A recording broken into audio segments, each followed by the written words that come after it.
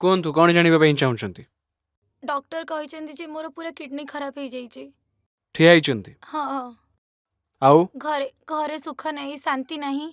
ସ୍ୱାମୀ ମୋର ସବୁଦିନ ମଦ ପିଇ ଆସି ମତେ ଗାଳି ଦଉଛି। ଘରକୁ ଲକ୍ଷ୍ମୀ ଆସୁନାହାନ୍ତି।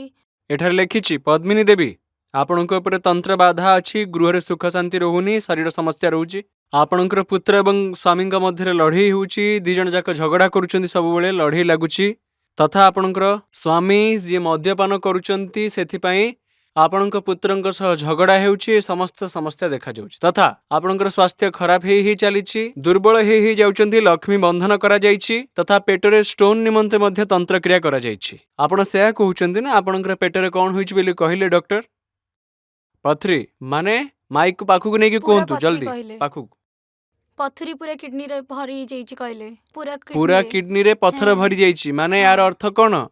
ଏଠି କିଡନୀରେ ସମସ୍ୟା ଅଛି, ଷ୍ଟୋନ୍ ନିମନ୍ତେ ତନ୍ତ୍ରକ୍ରିୟା କରାଯାଇଛି। ଠିକ ଅଛି, ଲେଖା ହେଇଛି ଏଠି।